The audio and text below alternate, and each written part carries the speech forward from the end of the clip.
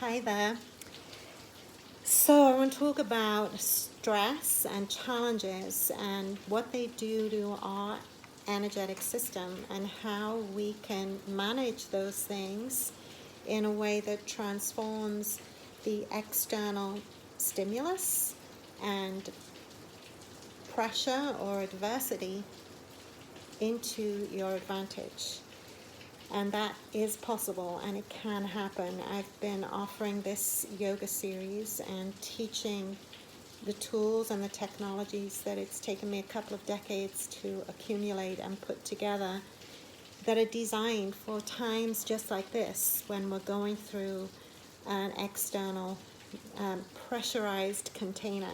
Even, sometimes even if we don't feel particularly stressed, if we feel like, oh, I'm okay, I'm not feeling particularly disturbed, we can be responding to a challenge in a way that shuts down the flow of prana and energy through our system.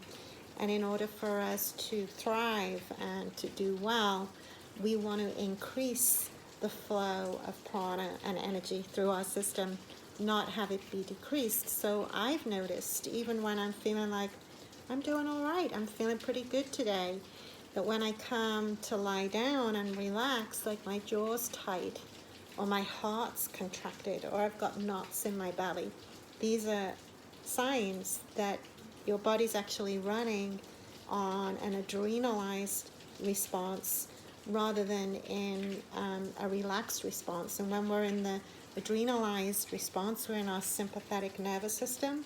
And in order for us to be well and to heal and to thrive, we want to be connected to our parasympathetic nervous system, and we can access that by being in greater states and more intelligently in states of relaxation, to know how to increase our energetic literacy so that we can arrive at a place of actually deciding and choosing what is the emotional state that we want to occupy, and to understand how to meet a lower vibrational state and transmute it into its opposite, positive possibility.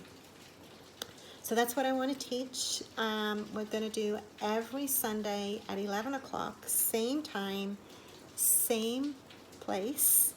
We're going to go through the energetic system, and I'm going to share with you those tools and those skillful means that equip you and give you the muscle to know how to meet a lower vibrational state and transmute it into a high frequency, how to have more prana, more energy run through your system. Even if you're squeezed externally in a challenge, you can adjust yourself so that you are more expansive and you have greater capacity and access into the emotional states that you're choosing.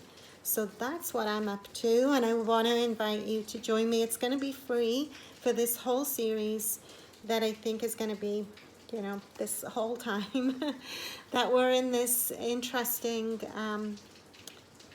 lockdown. That's what I'm going to call it. So I want you to join me. I want you to acquire these skills for yourself so you can take them off the mat and bring them into your life and have them help you elevate your emotional frequency. So next week on Sunday, which I think is going to be the 9th, we are going to look at the third energy center. We're going to focus on all of the energy centers, but we're going to look at the third primarily.